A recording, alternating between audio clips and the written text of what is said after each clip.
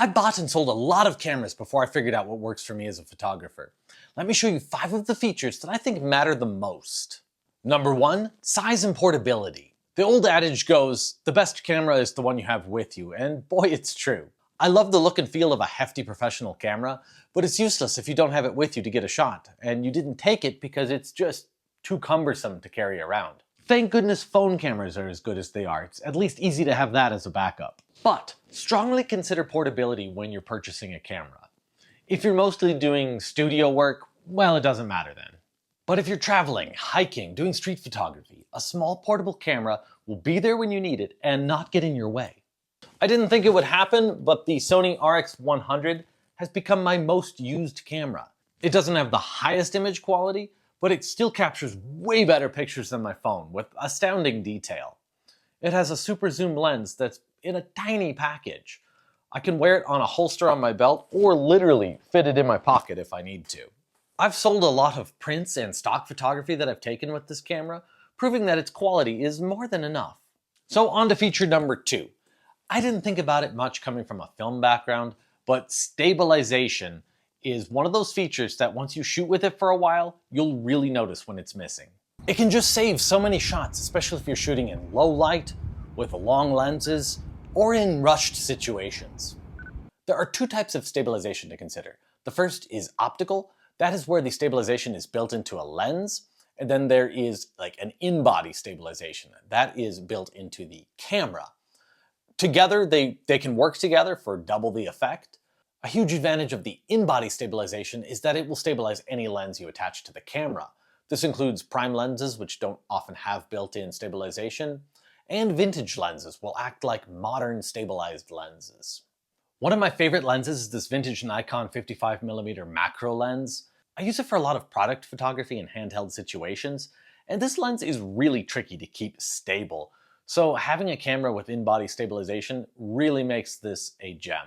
I also use a Viltrox 23mm f1.4 prime lens, and while this is a very fast lens that gathers a lot of light, I use it for a lot of event shooting in dark areas, so it works out perfect having it stabilized too. So while this feature isn't absolutely essential, you can get by without it. Film photographers did for decades. It is just one of those features that's really nice to have if it's available. Number 3. While I've used a lot of cameras that have beautiful, large touch screens, there's just nothing quite like having tactile controls, switches, and buttons that are easily accessible to access the camera's features. So this is kind of at odds with the first point I talked about, which was size and portability, as unfortunately, it's usually larger cameras that have more tactile controls. So there's a compromise to be had here, and there are some great cameras that are exceptions. Using my Sony again as an example, it doesn't have a lot of tactile controls. It does have a nice zoom ring here. You can actually program this ring to control aperture, shutter speed, or zoom. I have it on zoom right now. But otherwise, it's kind of cumbersome to use in manual mode to change settings quickly. Now compare this to my Fujifilm X-H1, which has a dedicated ISO dial, shutter speed dial, drive mode switch. It just has so many wonderful physical controls.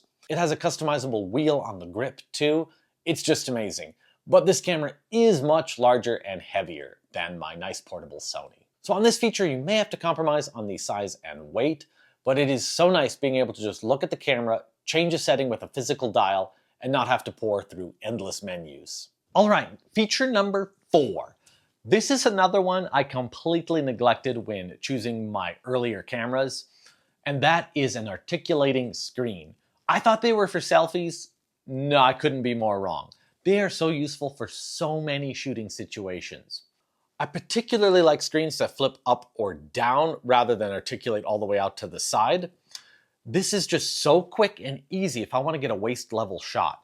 Just hold the camera, pop it up like this. It is great for being discreet in street photography, or if I'm taking architectural shots and I just don't want to draw too much attention, I can pull this out, flip it up, take a picture. It's just amazing. Also to get different angles and creative compositions like shooting from above, could hold it like this. I might be able to get the same shot without a flippy screen, but it could just be way more difficult and I'll avoid taking it all together. Or in a rushed situation, I just won't have time to compose my shot from a weird angle. And it is great for taking selfies. Also, if you're using a video feature, it is really useful for framing yourself while talking to the camera. And in fact, I've started using waist-level viewfinders for film photography as well. It just seems to be a much more natural position for me to shoot. Feature number 5 is a viewfinder. So the screen is great, and I use it to take most of my shots. But it is great until it is not. In bright sunlight, a viewfinder is going to be your only option to compose with any kind of accuracy. Also, a viewfinder is great for shutting out distraction in certain situations. There's nothing like leaning into a viewfinder and just seeing your composition and nothing else around you that helps you really focus on getting the shot right. Optical viewfinders are especially nice in this regard. They give you a wonderful, uninterrupted view of what you're shooting. At the expense, however, of not being able to see exactly how the settings of the camera are going to affect the image. That's where a digital viewfinder comes in really handy. But again, I would say about 90% of my shots are taken with the screen. But that doesn't mean I wouldn't want to go without a viewfinder.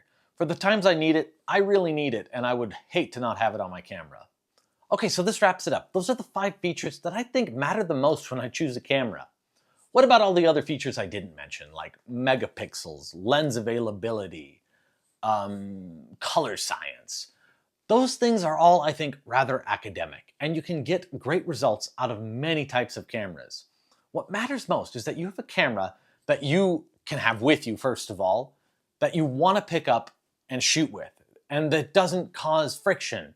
Personally, I like to compose with my eye and then have a camera that I can pick up and get the shot rather quickly. But this is a very personal take, and you may need features that are more specific to what you want to achieve that you need to look into.